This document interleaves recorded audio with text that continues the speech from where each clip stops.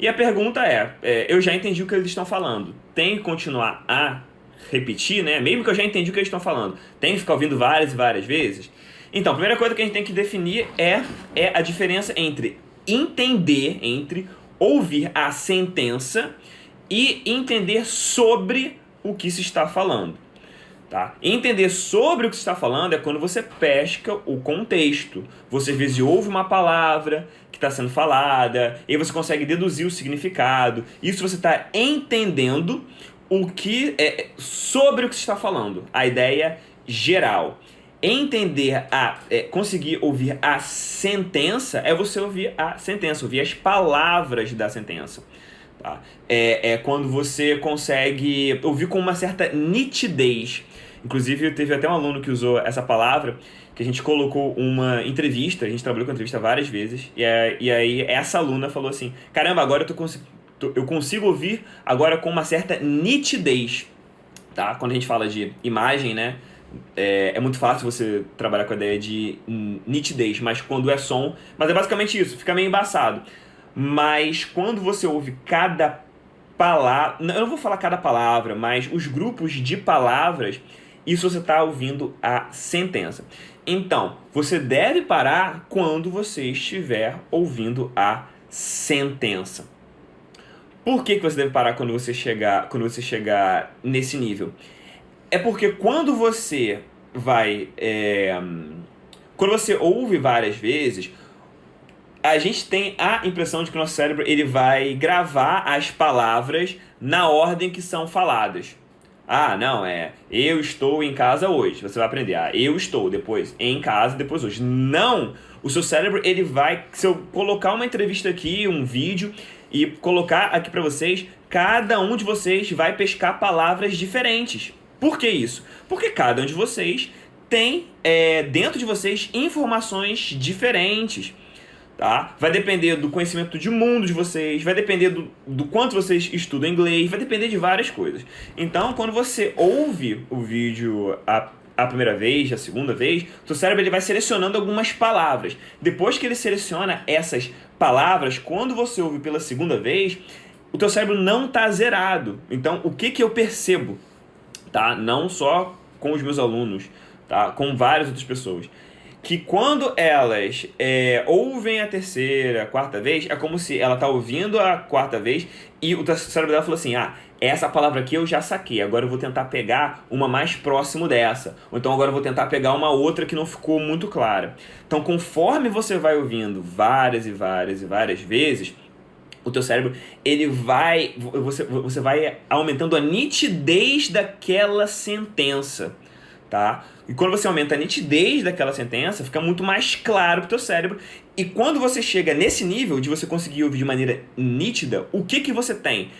Aquelas estruturas estão mais claras para você. Tanto para você conseguir reconhecer aquelas estruturas em outras sentenças, em outros vídeos, tá? Ou então conversando com uma outra pessoa, quanto para você também falar, para você reproduzir. Tá? O mecanismo que faz a gente conseguir entender o que as pessoas falam, né? Ouvir o discurso das pessoas, ele está conectado com o nosso mecanismo da fala. São mecanismos que estão conectados dentro do nosso cérebro.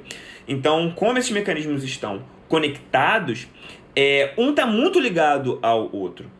Eu lembro que assim que eu comecei a estudar inglês, eu vi uma frase que nunca mais saiu da minha cabeça, que The more you listen, the more you speak. Que é quanto mais você ouve, mais você fala. E é por isso, porque esses mecanismos estão conectados. Então, quando você ouve bem, você tem a tendência de falar melhor. Tá? E uma outra coisa, quando você grava, quando você consegue entender uma estrutura muito bem, o seu cérebro ele não domina só aquela estrutura. Ele começa a ver várias possibilidades. Então ele pega uma frase, você é capaz de criar, com uma frase, você consegue criar várias outras frases. Então por isso que é importante você não parar quando você entende só sobre o que se está falando. Ouça até você conseguir entender a sentença. Tá? E é muito por isso. E aí algumas pessoas falam assim, caramba, mas é muito chato, eu ouço várias vezes, aí coloco lá, aí volto, aí eu não aguento mais. Por isso que eu falo o seguinte, separe. O que eu quero dizer com isso? Você tem que separar um vídeo, ou uma cena de uma série, ou uma série, e falar, isso daqui é para estudo, é um exercício, tá? Porque com essa visão, a maioria das pessoas elas não correm porque elas gostam. Ou não vão pra academia porque elas gostam. Ou não comem brócolis porque elas gostam. Elas comem porque sabem que aquilo ali vai ser bom pra elas. Então, ó, exercício é pra você fazer. Ah, não tô com vontade. Beleza, mas já tá conseguindo entender a sentença? Não. Então faz.